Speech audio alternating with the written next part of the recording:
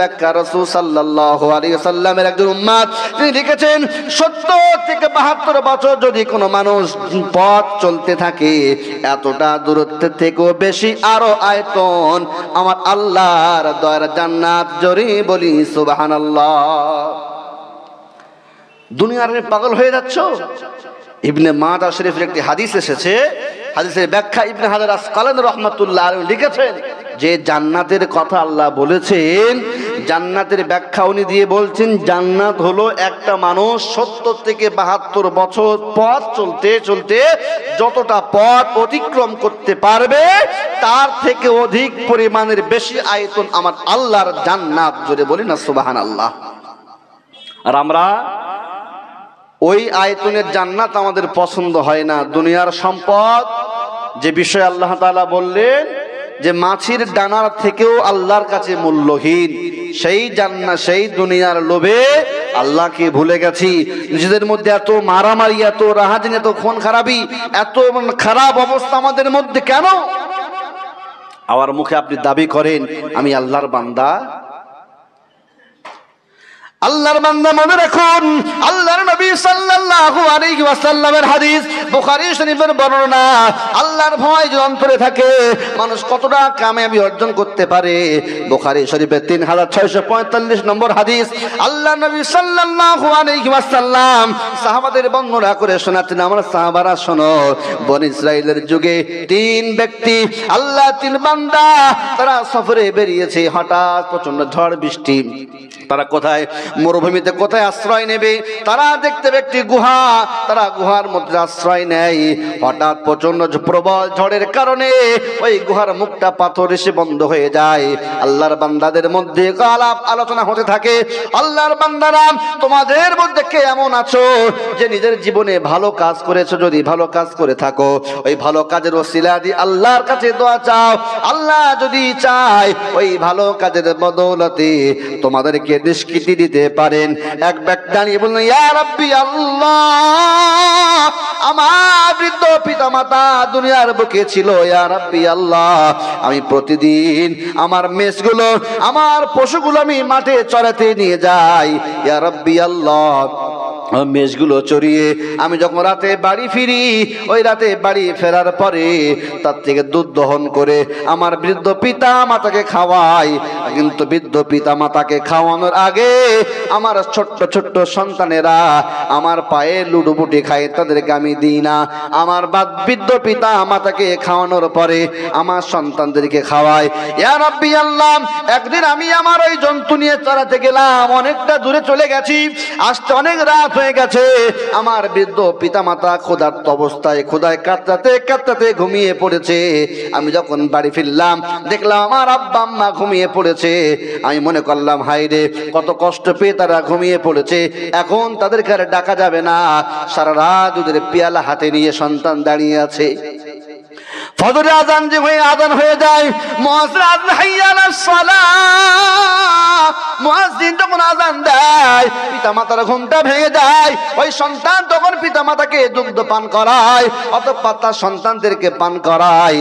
ওই মানুষ বলে, ইয়া রাব্বি আল্লাহ, এই আমার পিতা মাতার সেবা যত্ন করাটা দুনিয়ার কোন মানুষের জন্য আমি করিনি। আয় রাব্বি আল্লাহ, তোমার ভয়ে আমার পিতা মাতার হকটাকে আগে প্রাধান্য দিয়েছি। ইয়া রাব্বি আল্লাহ, যদি এই কাজটা তোমার ভয়ে হয়ে থাকে, তোমার জন্য হয়ে থাকে, মাওলা আমাদের জীবন তুমি নাজাত দাও। যেমনি বান্দা দোয়া করলো সাথে সাথে পাথর একটু সরে গেল, আল্লাহর অপর বান্দা আবার দোয়া করতে শুরু করলো। আয় রাব্বি আল্লাহ, আমি মালিক ছিলাম দুনিয়া, আমি মালিক ছিলাম, আমার আন্ডারে একটি শ্রমিক কাজ করেছে, কাজ করার পরে তার পারিশ্রমিক নিয়ে যেতে ভুলে গেছে, হঠাৎ সে চলে গেছে। আমি মনে করলাম আল্লাহর বান্দা তো এখানে নেই, এই পারিশ্রমিকটা আমি কি করব? ওই জন্য আমি কি করলাম, ওই পারিশ্রমিক ওই সমস্ত ধান শস্য নিয়ে আমি মাঠে আবার ছড়িয়ে দিলাম, তাতে গাছ শুরু হয়ে গেল, আবার ফসল হলো। অনেক উৎপন্ন হওয়ার পরে অনেক পশু ক্রয় করলাম, সম্পদ অনেক বাড়িয়ে দিলাম। আয় রাব্বি আল্লাহ, আমি অবশেষে কি করলাম, আল্লাহ আমার সেই শ্রমিক একদিন এসে বলছে, আমার মালিক আমার পারিশ্রমিকটা বুঝিয়ে দেন। ওই সময়তেই আমি বললাম, ও ভাই ওই দেখো ওই সমস্ত পশু দেখছো, সম্পদ দেখছো, সব তোমার, তুমি নিয়ে যাও। আল্লাহর বান্দা বললেন, আমার মালিক আমার সঙ্গে ঠাট্টা করবেন না, আমার সঙ্গে বিদ্রুপ করবেন না। আল্লাহর বান্দা বললেন, ভাই না না, তোমার সঙ্গে ঠাট্টা বিদ্রুপ আমি করছি না, তামাশা করছি না।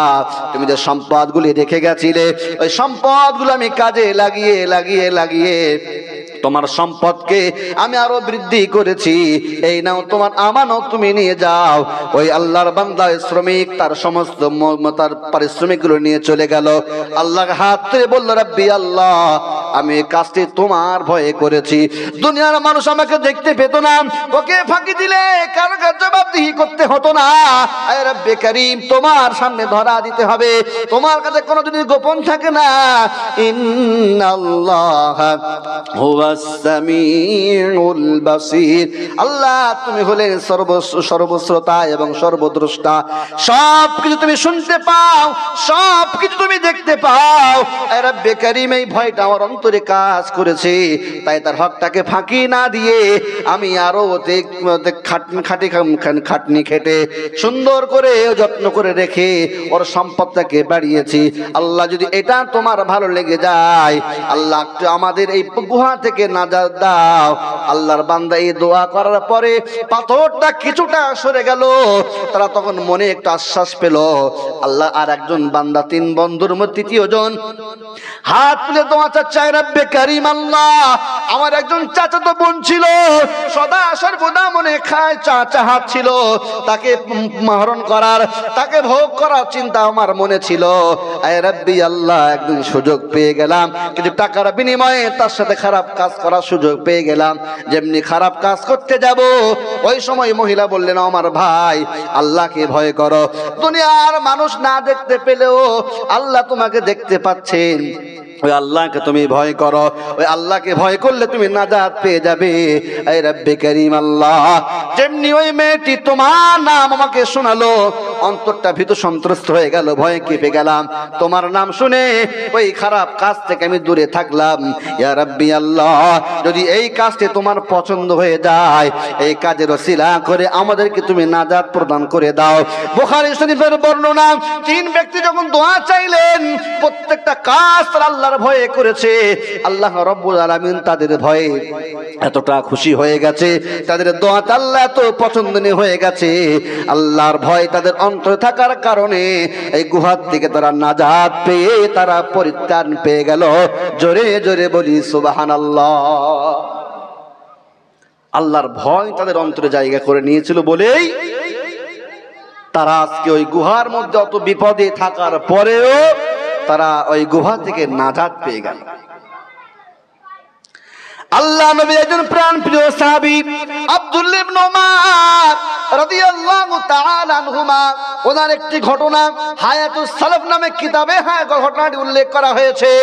আল্লাহ নবী সাহাবী আব্দুল্লাহ ইবনে উমর রাদিয়াল্লাহু তাআলা আনহুমা তার সন্তান ছাত্রদেরকে নিয়ে মরুভূমি এলাকায় তারা ঘুরতে বেরিয়েছে। পথ চলতে চলতে ক্লান্ত শ্রান্ত হয়ে যায়। ছাত্রদেরকে বলে, আমার শাগিরদরা চলো একটু নাস্তা করে নেওয়া যাক। এমন সময় সবাই নাস্তা করতে বসে গেল। হঠাৎ আব্দুল্লাহ ইবনে উমর রাদিয়াল্লাহু তাআলা আনহুমা লক্ষ্য করলেন দূরে একটি রাখাল চুপচাপ বসে আছে। রাখালকে আহ্বান করলো, রাখাল এসো নাস্তা করে নি। ওই সময় রাখাল জবাব দিয়ে বলছে, ভাই আব্দুল্লাহ ইবনে উমর, আমি রোজা পালন করছি, আমি নাস্তা করব না। এই কথা শুনে আব্দুল্লাহ ইবনে উমর রাদিয়াল্লাহু আনহুমার বড় পছন্দ হয়ে গেল। আর তার সাথে কথোপকথন করতে লাগলেন। আল্লাহ নবী সাহাবী আব্দুল্লাহ ইবনে উমর রাদিয়াল্লাহু তাআলা আনহুমা বললেন, হে দুই রাখাল বালক, তোমার একটি ছাগল আমাকে দাও, যে ছাগল আমার রান্না করে ভুনা করে যাতে আমরা খেতে পারি। ওই সময় ওই রাখাল বললেন, আব্দুল্লাহ ইবনে উমর, আমার মালিকের ফাঁকে আমি দিতে পারবো না। আব্দুল্লাহ ইবনে উমর রাদিয়াল্লাহু তাআলা আনহুমা বললেন, ওই রাখাল শোনো, তোমার মালিককে গিয়ে বলবে একটা ছাগল ভেড়া নেকড়ে খেয়ে ফেলেছে, একটা ছাগল বাঘে খেয়ে ফেলেছে। ও হে রাখাল, এমনটা বললে তোমার মালিক কিছু বলবে না। ওই সময় রাখাল জবাব দিয়ে বলছে, আব্দুল্লাহ ইবনে ওমর, আমার দুনিয়ার মালিক না দেখলেও আমার যিনি আসল মালিক তার চোখে তো ফাঁকি দেওয়া যাবে না। জোরে জোরে বলি সুবহানাল্লাহ। ওই রাখাল বলছে, আব্দুল্লাহ ইবনে ওমর, তুমি আমাকে বলছো আমার মালিকের সাথে মিথ্যা কথা বলে দিলাম, কোনো সমস্যা নেই। এই মালিকের তো আমার ওই মালিকের মতো চোখ নেই। ওই মালিক হলেন ইন্নাহু হুয়াস সামিউল বাসীর, উনি সব কিছুই দেখতে পান আর সব কিছুই শুনতে পান। জোরে বলি না সুবহানাল্লাহ। একটু যদি ওই আল্লাহর ভয় অন্তরে জাগে, দেখবেন ইহকাল পরকাল সবটাই আপনার জন্য কল্যাণময় হয়ে যাবে। আল্লাহর বান্দা তাই নয়, আল্লাহ রাব্বুল আলামিন তার বান্দাকে ডেকে ডেকে বললেন, ও আমার বান্দারা, তোমরা শুনে রেখে দাও, জেনে রেখে দাও, আমি আল্লাহ আমার ভয় যদি অন্তরে জায়গা করে নাও, আমার ভয় যন্ত্রে তোমার থেকে যায়, ও বান্দা তোমার কোনো চিন্তা নাই, যে রিজিকের চিন্তা সদা সর্বদা তুমি ব্যতিব্যস্ত হয়ে যাও। আমি নামাজ পড়ি না কেন, আমি কাজে কামে ব্যস্ত থাকি, কাজ কাম না করলে আমার বিবি আমার সন্তান কি খাবে, আমি যদি কাজ না করি কি করে আমার সংসার চলবে। আল্লাহ বলেন, বান্দা সংসার চালানোর দায়িত্ব তো তোমার নয়, রিজিকের মালিক যখন আমি আল্লাহ, তুমি আমার হয়ে যাও।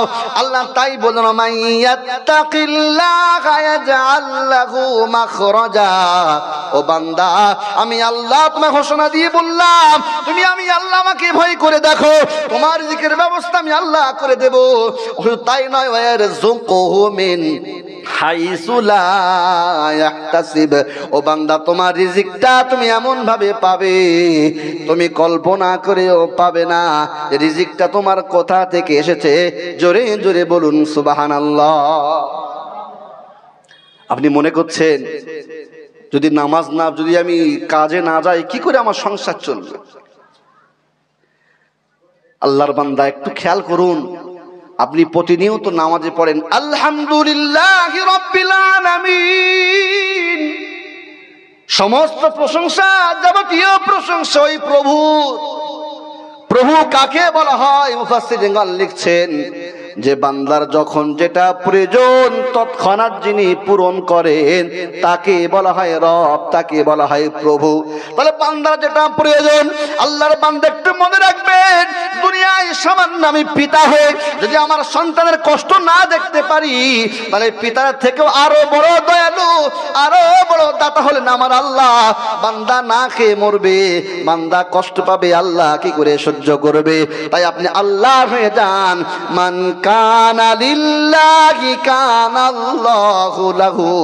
আপনি যদি আল্লাহর হয়ে যান, আল্লাহ আপনার হয়ে যাবে। আল্লাহ আপনার হয়ে গেলে আল্লাহর মাখলুক আপনার হয়ে যাবে। তাই তো হাদিস শরীফের মধ্যে রাসূলুল্লাহ সাল্লাল্লাহু আলাইহি ওয়াসাল্লাম বলেছেন, ইন্নাদ দুনিয়া খুলিকাত লাকুম ওয়া ইন্নামা খুলিকতুম লিল আখিরাহ ওয়া আনতুম খুলিকতুম লিল আখিরাহ। রাসূলুল্লাহ সাল্লাল্লাহু আলাইহি ওয়াসাল্লাম বললেন, দুনিয়ার সমস্ত ব্যবস্থাপনা আল্লাহ পাক তোমার জন্য বানিয়েছেন, আর তোমাকে বানিয়েছেন পরকালের জন্য। আল্লাহর বান্দা যদি সদা সর্বদা আমার মনে এই চিন্তাই ভাবনা থাকে, যা করি না কেন আমার আল্লাহ কিন্তু সব দেখতে পায়, আল্লাহ সব শুনতে পায়। রাতের আধারে গুনার কাজ আপনি করছেন, মনে করছেন দুনিয়ার কোনো মানুষ তো আমাকে দেখতে পায় না, দুনিয়ার কোনো পশু আমাকে দেখতে পায় না, আমি সবার চোখে ফাঁকি দিয়ে গেলাম।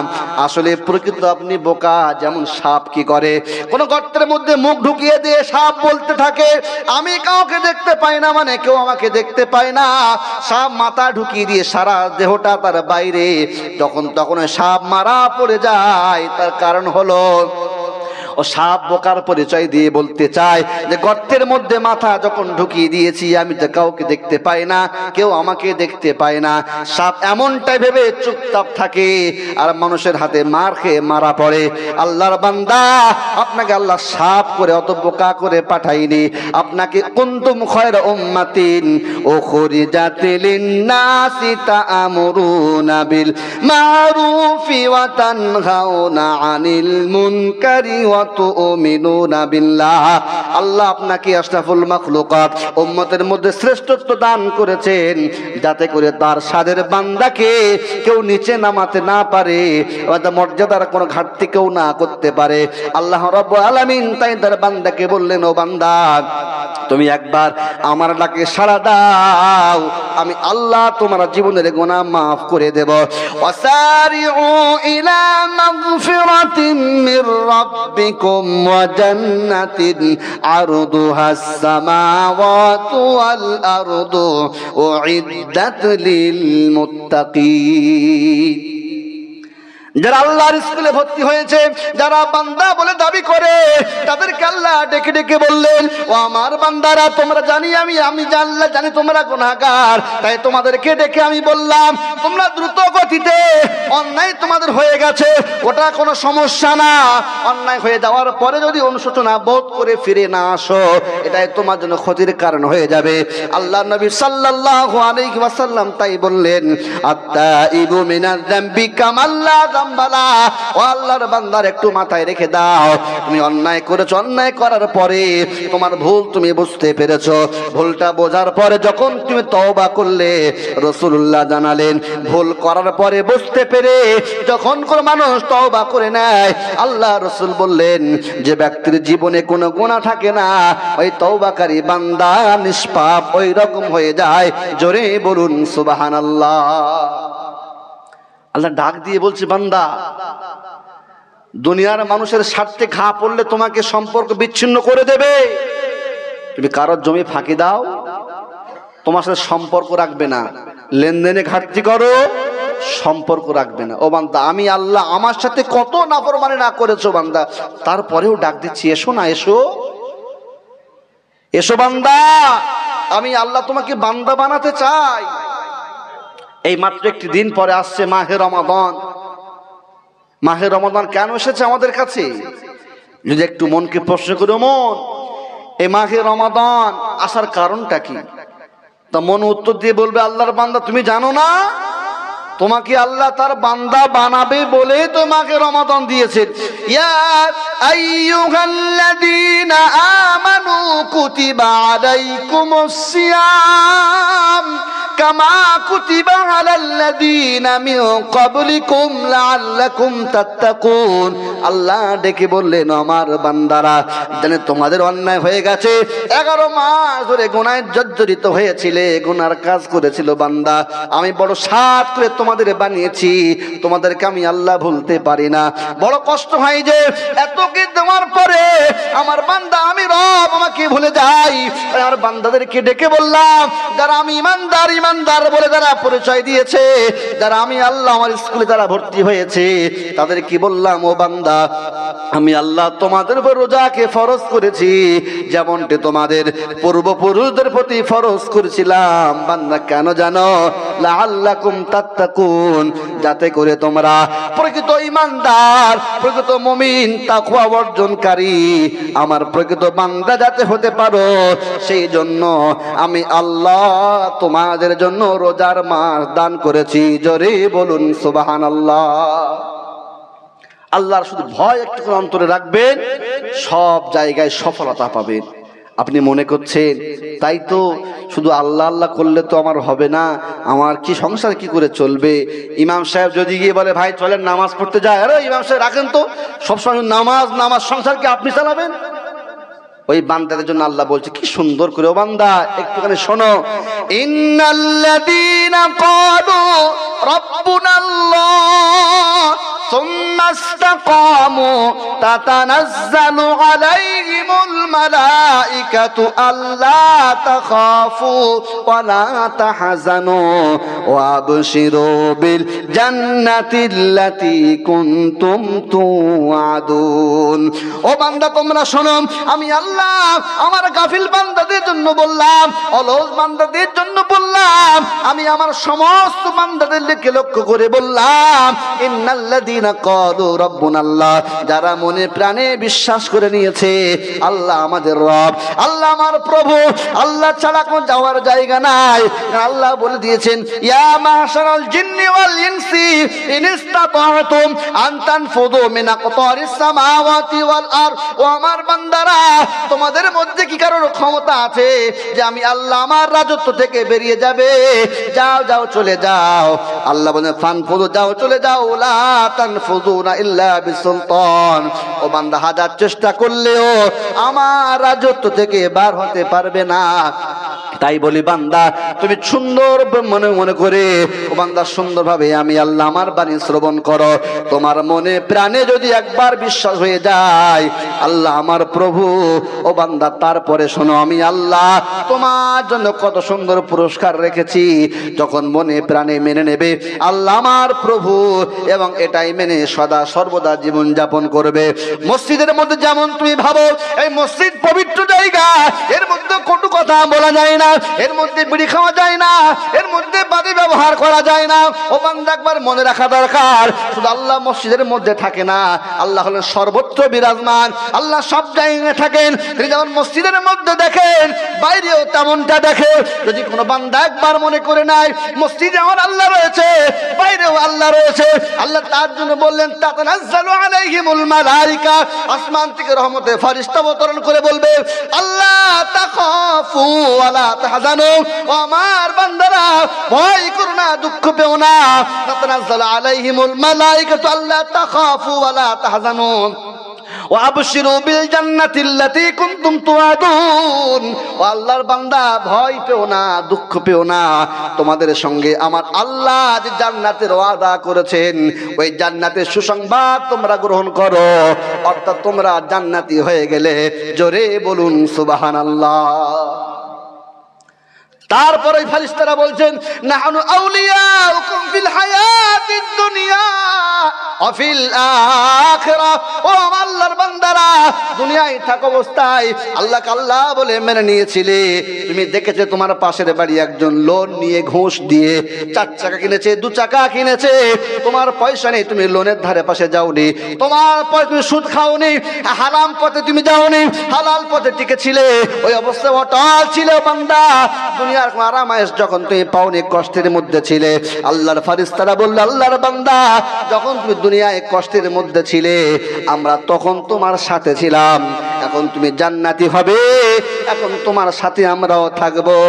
তারপর আল্লাহ, নাহানু আউলিয়াউকুম ফিল হায়াতিদ দুনিয়া ফিল আখিরাহ ওয়া লাকুম ফিহা মা তাশতাহি আনফুসুকুম ওয়া লাকুম ফিহা মা তাদউন নুজুলাম মিন গফুরির রহিম। আল্লাহ রাব্বুল আলামিন বলবেন, ওই সময় ফেরেশতারা তাদেরকে সুসংবাদ দিয়ে বলবেন যে জান্নাত ইচ্ছা তোমরা সেখানে চলে যাও, আল্লাহ তোমাদের নিজে মেহমানদারি করবে। নুজুলাম মিন গফুরির রহিম। দুনিয়া থাকা অবস্থা আল্লাহর ভয় অন্তরে জায়গা দিয়েছিলে, আল্লাহকে আল্লাহ বলে সর্ব জায়গায় মেনেছিলে, গুনাহ থেকে বিরত নিজেকে রেখেছিলে। তাই তোমাদেরকে ঘোষণা দিয়ে বলা হলো, আজকে তোমাদের মেহমানদারির ব্যবস্থা আমার আল্লাহ স্বয়ং করবেন। জোরে জোরে বলি সুবহানাল্লাহ। এখন যদি আমাদের বলা হয় যে আমাদের রাজ্যের প্রধান মুখ্যমন্ত্রী মমতা ব্যানার্জি আমাদেরকে দাওয়াত করেছে পাতিখালীর মানুষদেরকে, বিরাট খাওয়া দাওয়া আয়োজন, তা তখন মনে হবে যে যেদিন আর কাঠ পাঠায়, যে কাঠ পাঠিয়েছে অমুক অমুক মানুষ, আব্দুল গফফার, আব্দুর রহিম, আব্দুল সাত্তার বলে কাঠ পাঠিয়েছে, তখন মনে হবে সত্যি মুখ্যমন্ত্রী আমাকে দাওয়াত করেছে, বিরাট ব্যাপার। আরে ও তো দুনিয়ার মুখ্যমন্ত্রী, একটা রাজ্যের মুখ্যমন্ত্রী, কিন্তু তোমার মালিক একটা রাজ্য তো নয়। আপনি বলেন আলহামদুলিল্লাহি রাব্বিল আলামিন। সমগ্র জগৎ যার নিশ্চয়তা নেই কতটা তার আয়তন, সমগ্র জাহানের মালিক যিনি, ওই প্রভু তার বান্দাদের ইনভিটেশন পাঠিয়েছে, দাওয়াতের কার্ড পাঠিয়েছে। আল্লাহু ইয়াদউ ইলাল জান্নাতি ওয়াল মাগফিরাতি বিইذনি। ও আমার বান্দা, আমি তোমাদেরকে আহ্বান জানাচ্ছি, তোমাদেরকে দাওয়াত দিয়েছি, যারা তোমরা আমি আল্লাহ আমার দাওয়াতে লাব্বাইক দেবে, যারা আমি আল্লাহ আমারটাকে সাড়া দেবে, তাদের জন্য বললাম ও বান্দা, আমি আল্লাহ আমারটাকে যদি তোমরা সাড়া দাও আমার মেহমানদারিতে তোমরা যদি সাড়া দাও, আমার আহ্বানে যদি সাড়া দাও, ও বান্দা তোমার জীবনের গুনাহগুলি মাফ করে দিয়ে তোমার দয়া আমি আল্লাহ আমার দয়ার জান্নাত তোমাকে দিয়ে বান্দা তোমাকে ধন্য করে দেব। জোরে জোরে বলুন সুবহানাল্লাহ।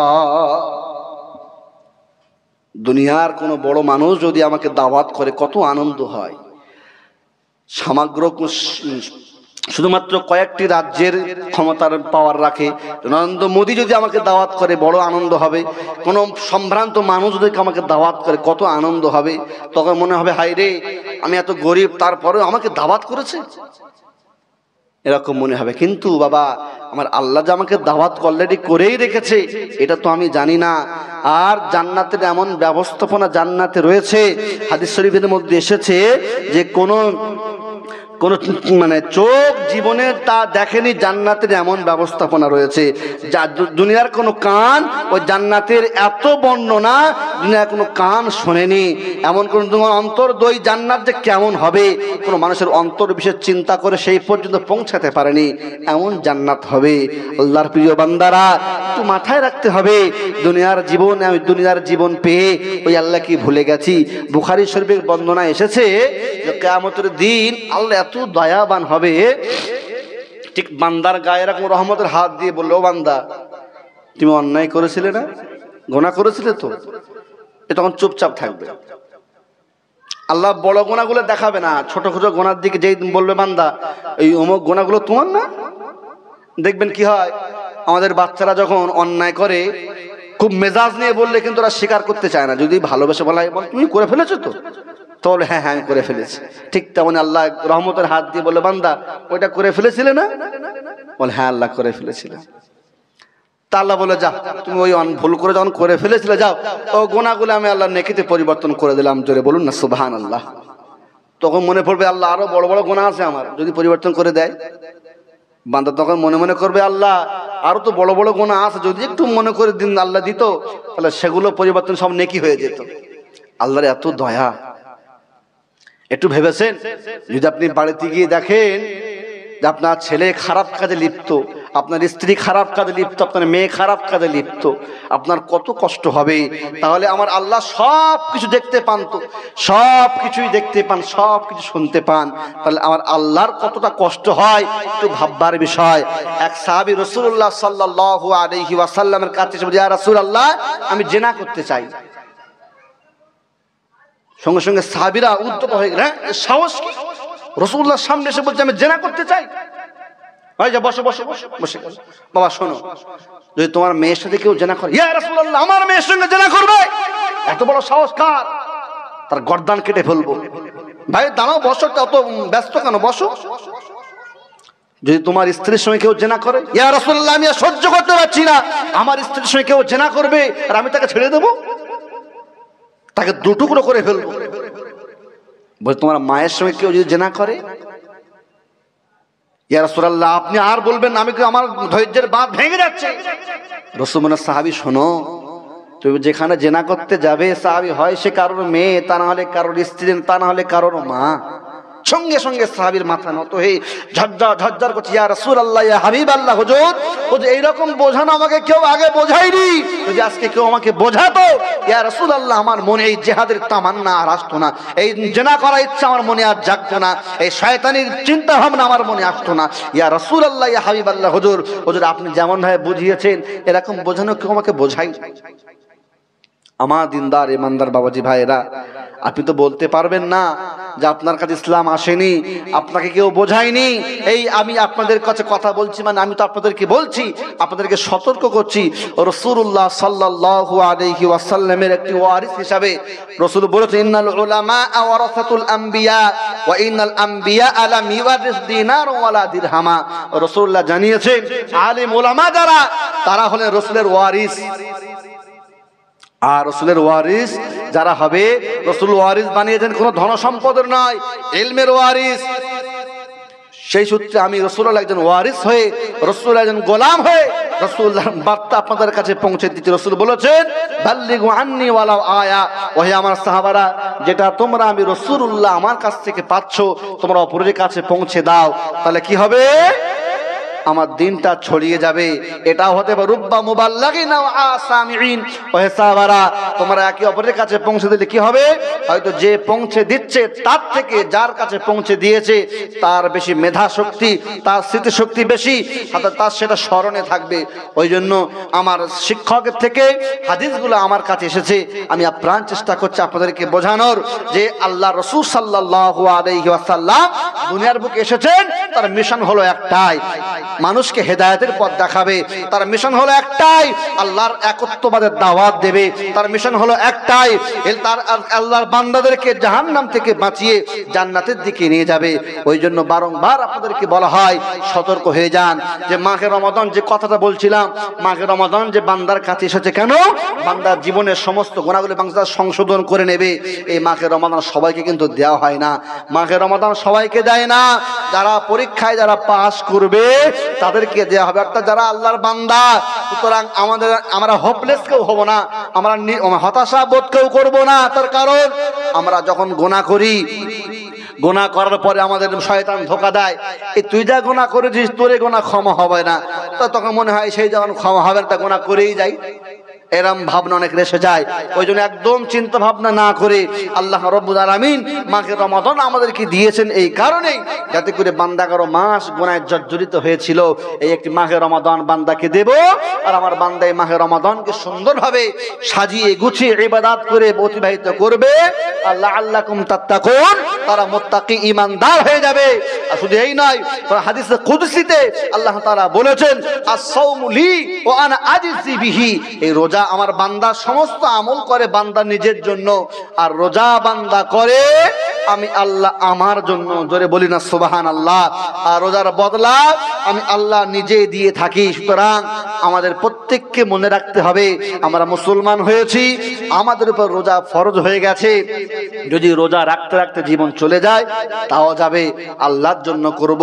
মান কানা লিল্লাহি কানাল্লাহু লাহু, আমি যদি আল্লাহর হয়ে যাই আমার আল্লাহ আমার হয়ে যাবে। আর আমি যখন আল্লাহর হয়ে যাব, আল্লাহ তখন বলবে ইয়া আইয়াতুহান নাফসুল মুতমাইন্নাহ ইরজিই ইলা রাব্বিকি রাদিয়াতাম মারদিয়া ফাদখুলি ফি ইবাদি। ও হে আমার আল্লাহর বান্দা, তখন বলবে, আল্লাহ বলবে হে প্রশান্ত আত্মা, তোমার রবের দিকে অগ্রসর হও, রব যেদিকে খুশি সেই দিকে এসো। তুমি এখন তুমি প্রকৃত তার বান্দা হয়ে গেলে। অর্থাৎ আল্লাহ বলে ফাদখুলি ফি ইবাদি, এখন তুমি আমার বান্দা হয়ে গেছো, ওয়াদখুলি জান্নাতি, এবং তুমি জান্নাতে প্রবেশ করো। ওই জন্য আমরা প্রত্যেকের কাছে আবেদন জানাবো, আমরা নিজেদেরকে আল্লাহর বান্দা ভাবতে পেরে নিজে যেন গর্ববোধ করি। অর্থাৎ আমি যেন আল্লাহর বান্দা হতে পারি। আল্লাহ যদি আমাকে বান্দা বলে মেনে নেয়, এটাই আমার জীবনের সব থেকে বড় সফলতা। আল্লাহর কাছে এই কামনা সদা সর্বদা আমরা করব, তিনি যেন আমাদেরকে তার বান্দা রূপে বিবেচিত করেন। আল্লাহ আমাদেরকে তৌফিক দেন তার বান্দা হওয়ার। আমরা সকলেই বলি আল্লাহুম্মা আমিন।